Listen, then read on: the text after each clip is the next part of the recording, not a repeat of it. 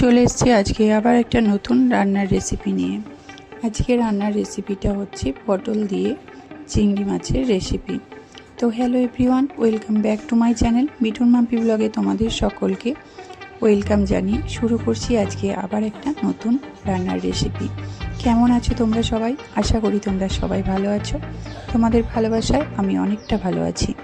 তো যে যেখান থেকে ভিডিওটা দেখছো সবাইকে রিকোয়েস্ট করব ভিডিওটা স্কিপ না করে পুরোটা দেখার। আর যদি আমার চ্যানেলের নতুন বন্ধু হও প্লিজ চ্যানেলটা সাবস্ক্রাইব করে পাশে থাকা বেল আইকন ক্লিক করে দাও। আর ভিডিওটা ভালো লাগলে একটা লাইক কমেন্ট শেয়ার করে দাও। তো চলো ভিডিওর মূল পর্বে চলে যাই। তো দেখো, সবার প্রথমে কড়াইয়ের মধ্যে আমি তেল গরম করতে দিয়েছিলাম। তেল গরম হয়ে এলে আমি কেটে রাখা পটলগুলো একে একে দিয়ে দেব। আর পটলগুলো দেখো আমি এইভাবে ছিলে নিয়েছি, কিছু কিছু খোলা রেখেছি, কিছু কিছু খোলা বাদ দিয়েছি। দেখতে সুন্দর লাগে এইভাবে পটলগুলো কাটলে। তো পটলগুলো বেশ কিছুক্ষণ সময় নিয়ে নাড়াচাড়া করে আমি ভেজে নেব। তো দেখো গ্যাসের ফ্লেমটা একটু কমিয়ে পটল ভাজতে দেব। প্রায় 3 থেকে 4 মিনিট মতো টাইম লেগেছে আমার পটলটা ভাজতে। তো দেখো আমার পটল ভাজা হয়ে গেছে। এবার পটলটা আমি একটা পাত্রের মধ্যে উঠিয়ে নেব। তো ভিডিওটা দেখতে দেখতে অবশ্যই বলে যাবে তুমি কোথা থেকে আমার ভিডিওটা দেখছো। তো সব পটল কোটা আমি একটা পাত্রে উঠিয়ে নিলাম। এবার ওই একই তেলে আমি কেটে রাখা আলু ভেজে নেব। তো দেখো এখানে আমি আলুটা সেদ্ধ করিনি, আলুটা এইভাবে কেটে নিয়েছি। একবারে রান্নাটা করব। তোমরা চাইলে আলুটা আগে থেকে সেদ্ধ করে জলটা ঝরিয়ে নিতে পারো, রান্নাটা তাড়াতাড়ি হয়ে যাবে। তবে আমার মনে হয় এইভাবে রান্না করলে রান্নার টেস্টটা অনেকটা বেশি হয়। তো দেখো তোমাদের সাথে কথা বলতে বলতে আমার আলুটাও ভাজা হয়ে গেছে। আলুটাও এবার আমি একটা পাত্রের মধ্যে তুলে নেব। আলুটা গ্যাস কমিয়ে অনেকটা সময় নিয়ে প্রায় 5 থেকে 7 মিনিট টাইম লেগেছে আলুটা ভাজতে। তো আলুটা এখানেই তেলের মধ্যে অর্ধেক সিদ্ধ হয়ে গেছে। তো দেখো আলু তুলে নেওয়ার পর ওই তেলের মধ্যে সামান্য একটু হলুদ দিয়ে চিংড়ি মাছ দিয়ে দিলাম, তার সাথে দিয়ে দিলাম সামান্য একটু নুন। এবার চিংড়ি মাছটা আমি ভেজে নেব। এখানে আমি নুন হলুদ দিয়ে চিংড়ি মাছটা ভাজতে বসেছি। আর তোমরা চাইলে চিংড়ি মাছটাকে আগে থেকে নুন হলুদ মাখিয়েও রাখতে পারো। তো এইভাবে চাড়িয়ে দেব। তো মাছটা দেখো আমার ভাজা হয়ে গেছে। মাছটাকে আমি একটা পাত্রের মধ্যে উঠিয়ে নেব। খুব সুন্দর করে মাছটা ভাজা হয়ে গেছে, দেখো একদম লাল হয়ে গেছে। এর থেকে বেশি ভাজলে ভালো লাগবে না। আর চিংড়ি মাছের খোলা একদম সুন্দর করে ছাড়িয়ে যে অংশগুলো বাদ দেওয়ার হয় বাদ দিয়ে আমি এইভাবে চিংড়ি মাছটা কেটে নিয়েছিলাম। তো দেখো সব কটা চিংড়ি মাছ আমি একটা পাত্রের মধ্যে উঠিয়ে নিলাম। এবার ওই একই কড়াইয়ে আরও বেশ কিছুটা পরিমাণ তেল আমি দিয়ে নেব। তেল গরম হয়ে এলে গোটা জিরে ফোড়ন হিসেবে দেব, তার সাথে দিয়ে দেব 2টো তেজপাতা, আর তার সাথে দিয়ে দেব দারচিনি। এখানে দারচিনির সাথে লং এলাচ এগুলো তোমরা অ্যাড করতে পারো, আমি স্কিপ করে গেছি। তো দেখো হয়ে গেল। এবার আমি কেটে রাখা পেঁয়াজ অ্যাড করে দেব। পেঁয়াজটা বেশ কিছুক্ষণ সময় নিয়ে গ্যাসের ফ্লেমটা বাড়িয়ে দিয়ে ভাজতে হবে। তো দেখো পেঁয়াজটা আমার প্রায় ভাজা হয়ে গেছে।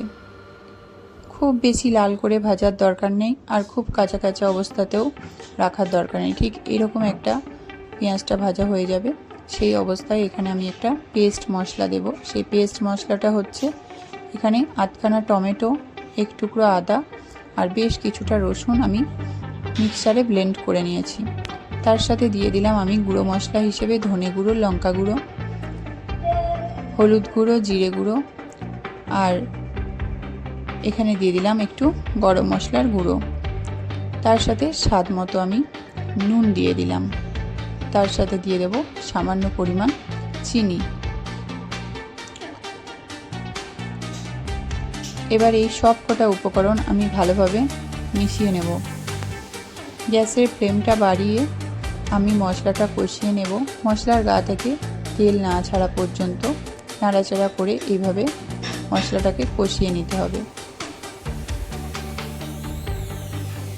তো দেখো মশলাটা আমার কষানো হয়ে গেছে। কড়াইয়ে দেখো সাইড থেকে তেল ছেড়ে দিয়েছে। এই অবস্থায় আমি টমেটো কেটে জল ঝরিয়ে রেখেছি, সেই টমেটোটাকে আমি অ্যাড করে দেব। যেহেতু টমেটোটা থেকে জল বেরোবে, তাই জন্য গ্যাসের ফ্লেমটা একটু বাড়িয়ে আরও কিছুক্ষণ নাড়াচাড়া করে নিতে হবে।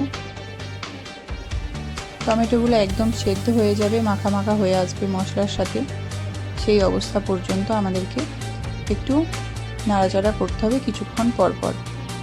তো দেখো দেখতেই পাচ্ছ টমেটোগুলো একদম সুন্দরভাবে সেদ্ধ হয়ে গেছে আর মশলার সাইড দিয়ে পুরো তেল ছেড়ে দিয়েছে। এই অবস্থায় আমি ভেজে রাখা আলু দিয়ে দেব।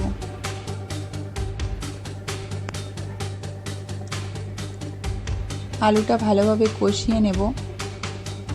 আলুটা ভালোভাবে কষানো হয়ে গেলে আমি ভেজে রাখা পটল আর চিংড়ি মাছটা অ্যাড করে দেব।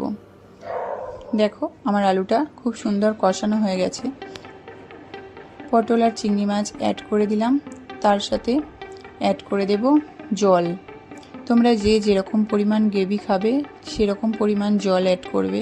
তবে পটল চিংড়ি, এঁচোড় চিংড়ি এই রেসিপিগুলো বেশি জল হলে খেতে ভালো লাগে না, একটু গ্রেভি টাইপের হলে খেতে অনেকটা টেস্টি হয়।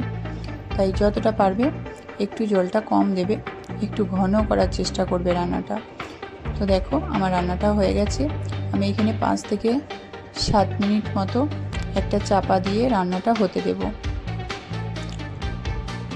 যেহেতু আলুটা আমাদের সেদ্ধ আছে আর সব উপকরণ ভাজা আছে, তাই রান্নাটা হতে বেশি সময় লাগবে না। চাপা দিয়ে দিলাম। 5 থেকে 7 মিনিট পর চাপা খুলে ফিরে এসেছি। দেখো রান্নাটা একটা গামলার মধ্যে ঢেলে নিয়েছি। চলো তোমাদেরকে একটা বোলের মধ্যে সার্ভ করে দেখাই। তো দেখো রান্নাটা কত সুন্দর হয়েছে, একদম হালকার মধ্যে, খেতেও অনেক মজা। অবশ্যই বাড়িতে একবার ট্রাই করবে। আশা করছি রেসিপিটা তোমাদের ভালো লেগেছে। যদি রেসিপিটা ভালো লাগে একটা লাইক, কমেন্ট, শেয়ার করো। আর যদি নতুন বন্ধু হও চ্যানেলটা সাবস্ক্রাইব করে পাশে থেকো। সবাই সবার পাশে থাকাটা হচ্ছে এখন আমাদের সবথেকে বেশি ইম্পর্ট্যান্ট কাজ। তাই ভালোবাসা দিও। অবশ্যই আমি তোমাদেরকে ভালোবাসা দিয়ে তোমাদের পাশে থাকবো। তো সবাইকে আজকের মতো বিদায়। আবার নেক্সট দিন অন্য কোনো ভিডিওর মাধ্যমে দেখা হবে। তো সবাই ভালো থেকো, সুস্থ থেকো। আজকের মতো ভিডিওটা এখানেই শেষ করছি। সবাইকে ভালো রেখো, আমাকে অনেকটা ভালোবাসা দিও। তোমাদের ভালোবাসা ছাড়া কোনো কিছুই সম্ভব নয়। তো আজকের মতো টাটা।